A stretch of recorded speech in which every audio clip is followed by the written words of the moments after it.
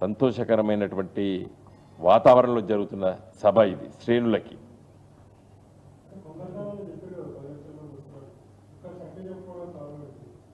సంఖ్య అంటే మేము ఇప్పుడు రోజు పెరుగుతుంది కదా.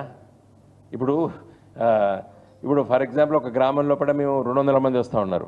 200 మందికి వెహికల్స్ అరేంజ్ చేస్తే మేము ఇక్కడి నుంచి తెచ్చుకుంటున్నాం అని అంటున్నారు. అంటే మీ సంఖ్య తక్కువ చెప్పవలసిన అవసరం లేదు కదా, మాకు వచ్చినప్పుడే తెలుస్తుంది. లేదు, అదే అందుకోసం నేను ఇప్పుడు ఇక్కడ మీకు అలాంటి చర్చ జరుగుతుందని తెలిసింది కాబట్టి నేను ఇప్పుడు ఈ పత్రికా విలేకరుల సమావేశం పెట్టడం గల కారణమే అది. ఎలాంటి ఆటంకాలు లేవు. మీరు అన్నట్టు ఎలకతుర్తికి రహదారుల ఇబ్బందే లేదు. 3 జాతీయ రహదారుల కూడలి కాకుండా ఎన్నో రహదారులు అక్కడ చేరుకునేవి ఉన్నాయి. 3 పరిమితం కాలేదు. చుట్టుపక్కల మండలాల కేంద్రాల నుంచి డైరెక్ట్గా వచ్చేటువంటి కేంద్రం అది. అసలు కేసీఆర్ గారు అక్కడ నిర్ణయించడానికి చాలా పెద్ద వ్యూహరచన చేసి అక్కడ నిర్ణయం చేశారు సభా స్థలం. అది 3 జాతీయ రహదారులు కలుస్తాయి, నెంబర్ 1. నెంబర్ 2 ఏంటంటే ఈ మిగతా అన్ని కేంద్రాల నుంచి అక్కడికి రోడ్స్ ఉన్నాయి. ఒక జంక్షన్, అది పెద్ద జంక్షన్ అది.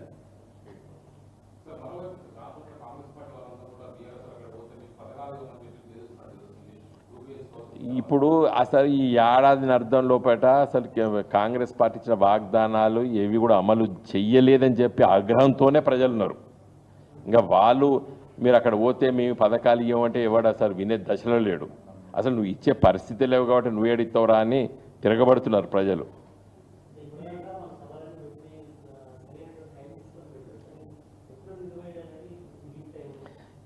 అంటే మా పార్టీ పుట్టినరోజు అది. ఎండ ఉన్నా కూడా సభ సాయంకాలం ఉంది, ఎలాంటి ఇబ్బందులు ఉండవు, మంచి బ్రహ్మాండంగా చేరుకుంటారు. ఇప్పుడు జోష్ ఉన్నోనికి ఎండ చలి 2 ఉండవు, ప్రజలకి జోష్ ఉన్నది.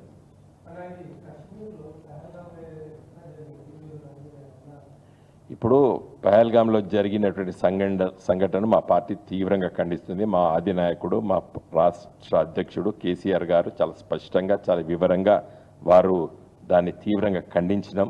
అదేవిధంగా మిగతా నాయకులు కూడా ఖండించినాం, మేమందరం కూడా ఖండిస్తున్నాము. ఇది చాలా దురదృష్టకరమైన సంఘటన, నెంబర్ 1. నెంబర్ 2, మొదటిసారి మతాన్ని అడిగి నీదే మతం అని అడిగి చంపడం అనేది చాలా చాలా దురదృష్టం. ఇప్పుడు మనం వీడియోస్ చూస్తున్నాం, అక్కడ బతికి వచ్చినటువంటి వాళ్ళ వీడియోస్ చూస్తే చాలా చాలా చాలా బాధిస్తుంది మనకు. ముఖ్యంగా మనకు ఈరోజు మనం చూసిన దాంట్లో అన్నిటికంటే దురదృష్టకర సంఘటన ఏంటంటే, నీకు కల్మా వచ్చా, రిసైడ్ చేయి అని అడిగి కాల్చి చంపడం చాలా దురదృష్టం. మతోన్మాదం వెర్రి తలలు వేస్తుంది. అది ఏ మతమైనా కానీ మతోన్మాదము వెర్రి తలలు వేయొద్దు. అది ఎనీ ఫండమెంటలిజం. ఈరోజు Islamic fundamentalism, terrorism has become a big problem to the whole world.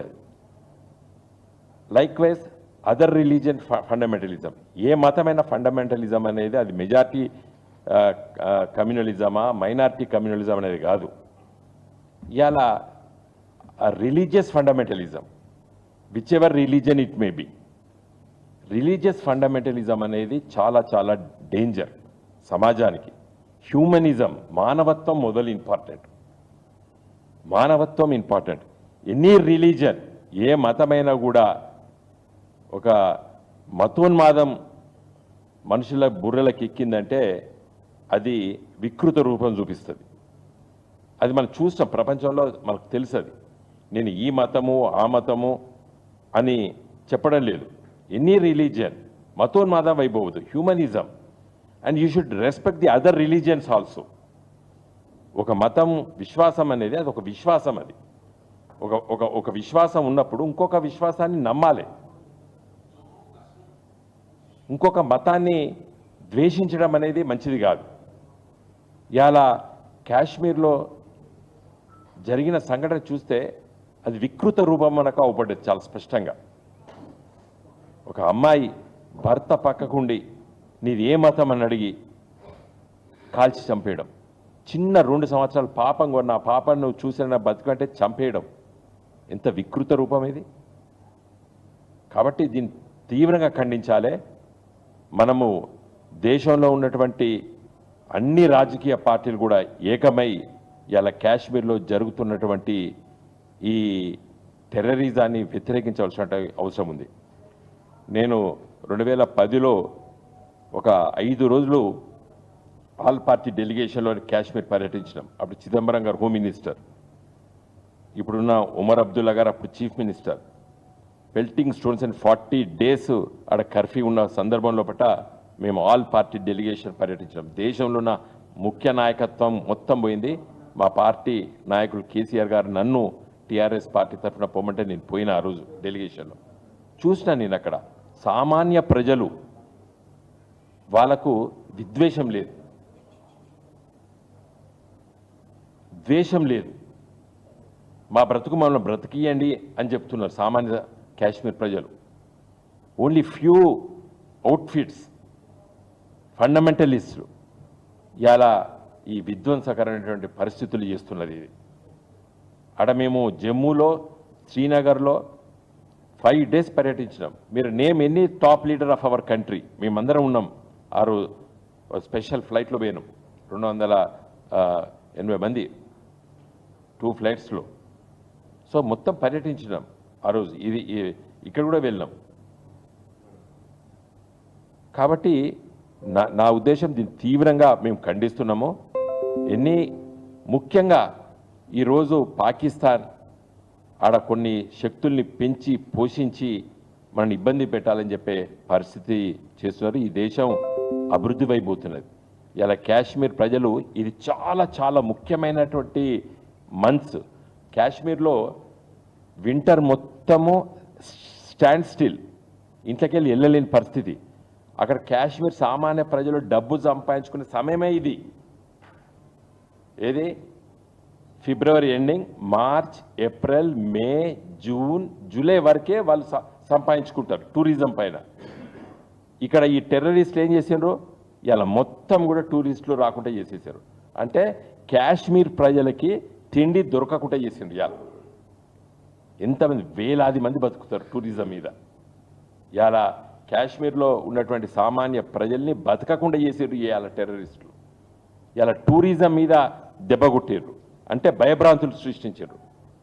So national, అంటే మన భారతీయులే కాకుండా ప్రపంచవ్యాప్తంగా వచ్చేటువంటి టూరిస్టులు కాశ్మీర్ని పర్యటించకుండా చేస్తే సామాన్య కాశ్మీర్ ప్రజలకి బ్రతకలేని పరిస్థితి వచ్చేసి వాళ్ళ అలజడి సృష్టించాలనేది కుట్ర వాళ్ళది.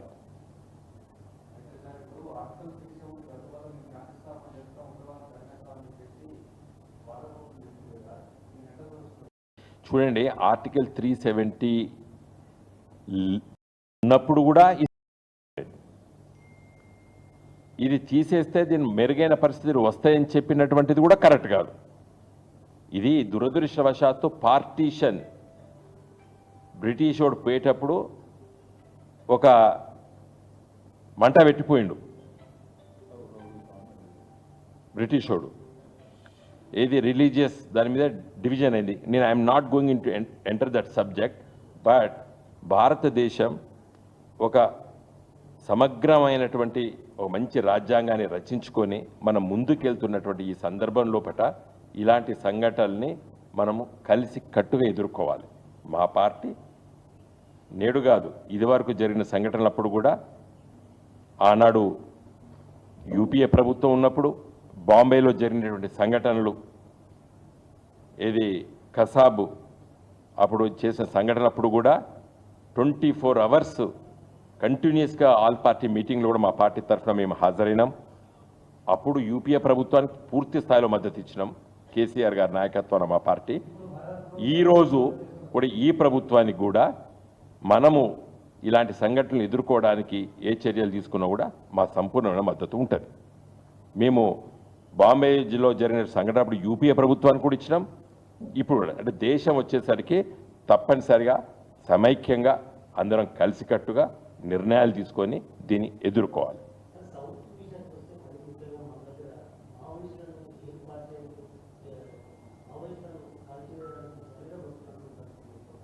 శాంతి చర్చలకు వస్తామని చెప్పినప్పుడు